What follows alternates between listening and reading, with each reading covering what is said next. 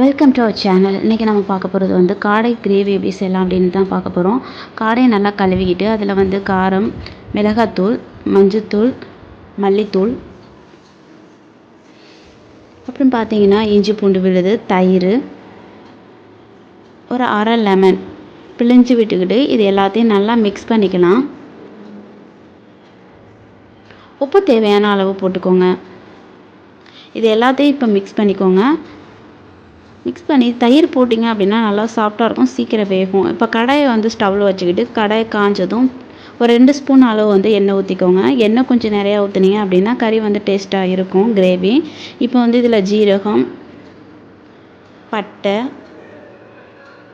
பூ, பச்சை மிளகாய், வெங்காயம் இதெல்லாம் போட்டு நல்லா வதக்கிக்கலாம்.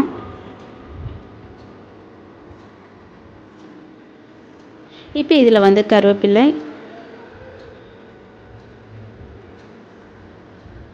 போட்டு நல்லா வதக்கிக்கலாம்.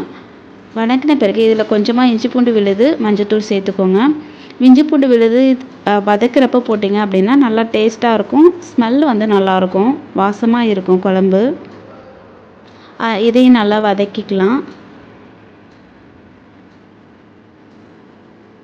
நீங்கள் இந்த டைப்பில் செஞ்சு பாருங்கள், ரொம்பவே நல்லாயிருக்கும். இப்போ வந்து நம்ம வந்து மிக்ஸ் பண்ணி வச்சுருக்க காடையை வந்து இதில் போட்டுக்கலாம். இதையும் நல்லா மிக்ஸ் பண்ணிக்கோங்க.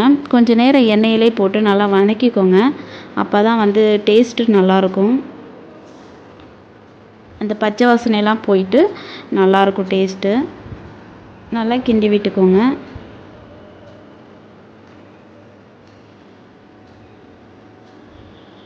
காடை வந்து உடம்புக்கு ரொம்பவே நல்லது. இப்போ இதில் வந்து தண்ணி ஊற்றிக்கலாம். தேவையான அளவு தண்ணி ஊற்றிக்கோங்க. இப்போ இந்த காடை வந்து சாதத்துக்கு மட்டும் இல்லை, சப்பாத்திக்கு, தோசைக்கெல்லாம் சூப்பராக இருக்கும். நீங்கள் பிராய்லர் கோழி வாங்கி சாப்பிட்றத விட காடை வாங்கி சாப்பிட்டிங்கன்னா உடம்புக்கு ரொம்பவே நல்லது.